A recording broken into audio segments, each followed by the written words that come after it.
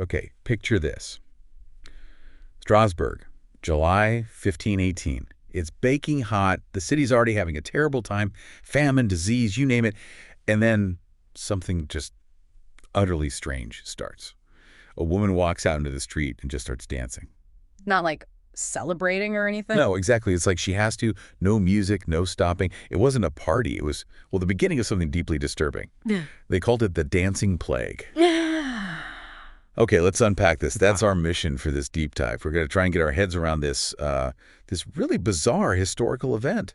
We'll be looking at what people wrote down back then, notes from doctors, things said in church, city records, and also what modern historians and scientists think. Yeah, trying to piece together what actually happened. Right. The goal is to figure out, what went on, how the authorities reacted, because that's a story in itself, and all the different ideas then and now about what could possibly have caused it. It's a real puzzle, isn't it? Because it sounds almost like folklore, but it's documented. We have records. Our job here is to sift through what we do know, acknowledge the gaps, and explore why this particular outbreak still fascinates us so much hundreds of years later. It tells us something about people under pressure. So let's start at the beginning. July 1518, this one woman, Frau Trophäa. That's the name that comes down to us, yes. She steps outside, and the accounts say she danced fervently and uncontrollably, just right there in the street. No music playing, nothing. Nothing, and she kept going, apparently for about a week. Just her, dancing alone. You imagine seeing that in your neighborhood? Just one person, day after day. It must have been incredibly eerie, and it didn't stop with her.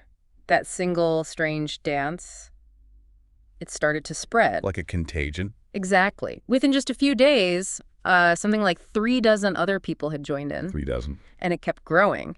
By August, estimates say up to 400 people were caught up in this dancing mania. 400 people dancing uncontrollably. What did that even look like? The descriptions are pretty grim. People moving spasmodic with many convulsions, arms flailing, bodies covered in sweat. Their eyes often looked vacant, sort of blank. Oh, wow. And the physical cost.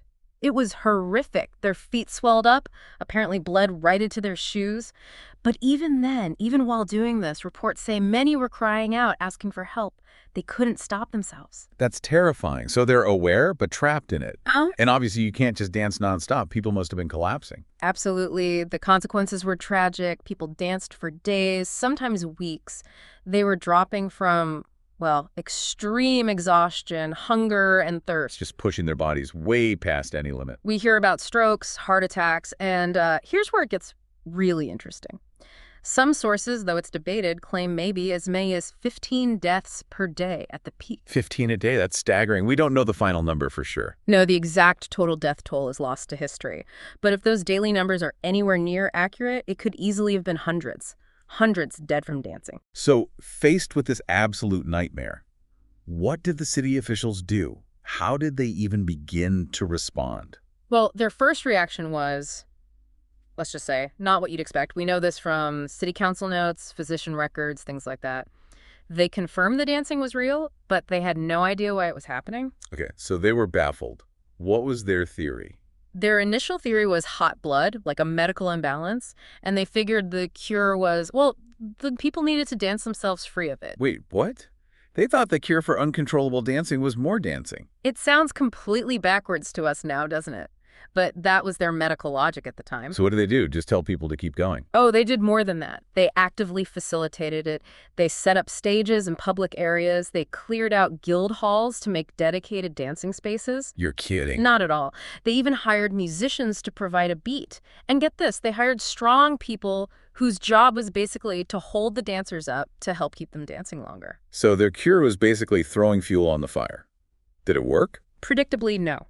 It seems to have made things much, much worse. It might have even encouraged more people to join in or just exhausted the existing dancers faster. It completely backfired. Okay, so plan A was a disaster.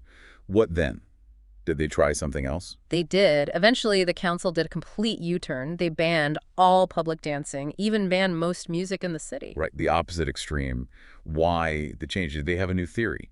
The thinking shifted towards a more supernatural explanation. What's fascinating here is how deeply religion was tied into their understanding of disaster. Oh, okay. A lot of people started fearing this was divine punishment, specifically a curse from Saint Vitus. Saint Vitus, who was he?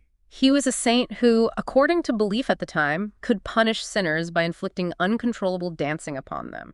So this existing superstition suddenly seemed very real, very relevant. So it went from hot blood to angry saint. That must have terrified people even more. Absolutely. It likely amplified the psychological stress across the city. So the council's next move was a religious one, a desperate attempt at absolution. What did that involve? The remaining dancers, those who hadn't collapsed or died, were ordered to go to a shrine dedicated to St. Vitus. It was a whole ritual. A ritual? Like what? They had to wear special red shoes. These shoes were sprinkled with holy water and had little crosses painted on them. They held small crosses, too. There was incense, Latin prayers. The whole idea was to appease the saint, to seek forgiveness. Wow. Red shoes and prayers to stop the dancing. And did it work? Well, the plague did eventually subside around September. After this ritual, the last group of afflicted dancers were apparently taken to a mountaintop shrine to pray. Soon after that, the epidemic ended. Whether it was the prayers or just the illness running its course. Exactly.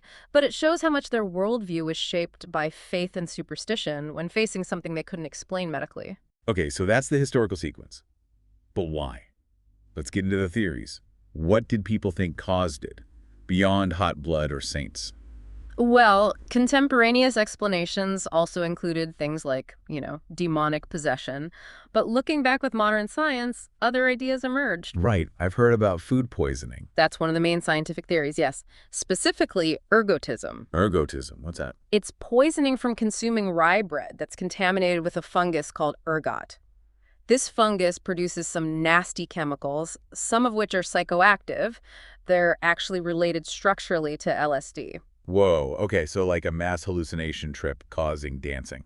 That was the idea. It's been suggested as a factor in other historical events, too, like maybe the Salem witch trials, so it seemed plausible for Strasbourg. But is that theory solid? Does it hold up? Well, but there are some pretty big arguments against it, especially from the historian John Waller, who studied this extensively. Okay, like what? First, could someone poisoned by ergot really dance with that kind of stamina for days on end?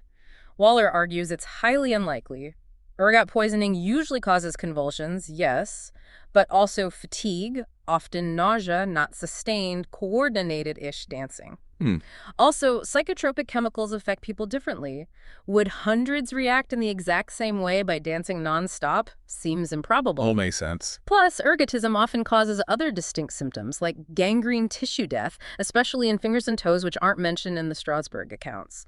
And the geographical pattern of these dancing plagues doesn't quite match where ergot thrives. So if it probably wasn't the bread, what's the leading idea now? The theory that most historians and medical experts lean towards now is stress-induced mass hysteria, or the more clinical term, mass psychogenic illness. Mass hysteria, like a psychological phenomenon spreading through the population. Exactly. It's the idea that extreme psychological distress in a large group can manifest as shared physical symptoms, even quite bizarre ones, without an organic cause like poison. Okay, so how does that connect to Strasbourg in 1518?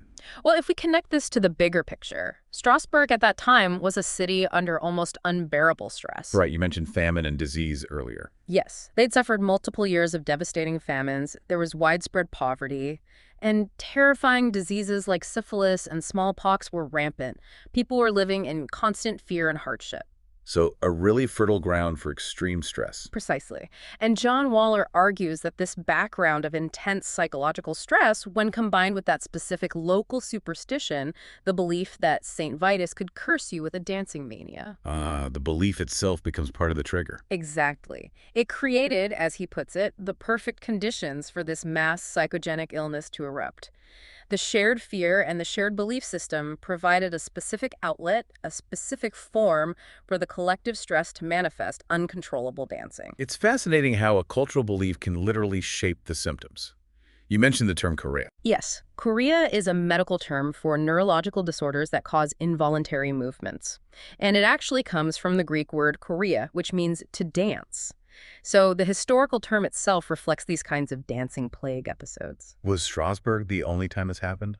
Or were there other dancing plagues? It wasn't totally isolated, though Strasbourg is definitely the biggest and best documented case. There are reports of similar, though maybe smaller or less detailed, events in medieval Europe. Like what?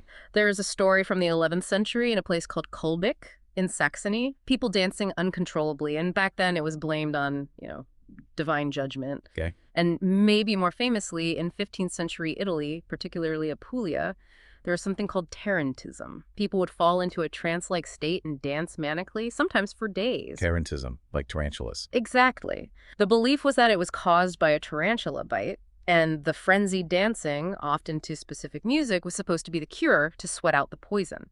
It was a different cultural expression, maybe, but a similar phenomenon of compulsive movement. But Strasbourg stands out. It does, mainly because we have so many different written accounts from the 16th century describing it, chronicles, council notes, sermons. That level of documentation makes it a crucial case study. It really is an incredible story. What's the lasting impact, do you think? What do we take away from the dancing plague today?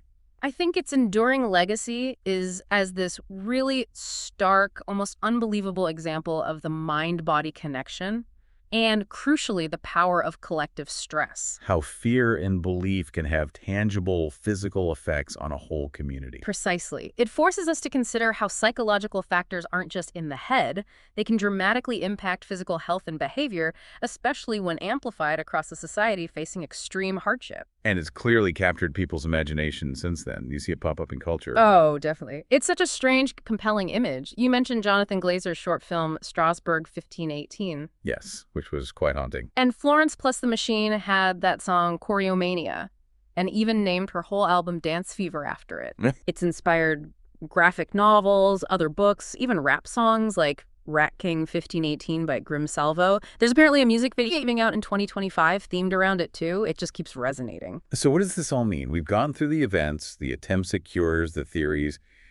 It's this incredible, chilling piece of history. It really is. A documented case of hundreds of people consumed by an inexplicable urge, pushed to their absolute limits by something originating possibly from extreme stress and shared belief. It's a powerful reminder of how vulnerable societies can be under pressure and how strangely the human psyche can react. So wrapping up this deep dive, it seems the dancing plague, while centuries old, still has relevance. I think so. Despite all our scientific progress, it raises fundamental questions about us, about our minds, our bodies, and how we cope collectively with overwhelming stress. Which leads to a final thought, perhaps. Well, yeah. It makes you wonder, doesn't it? This raises an important question. In our modern world, which is certainly full of its own kinds of stressors, maybe different, but still intense, what forms might mass psychogenic illness take today? The symptoms probably wouldn't look like uncontrollable dancing anymore, but the underlying mechanism, collective stress manifesting in unexpected ways, could still be very much a factor, perhaps in ways we don't even fully recognize yet.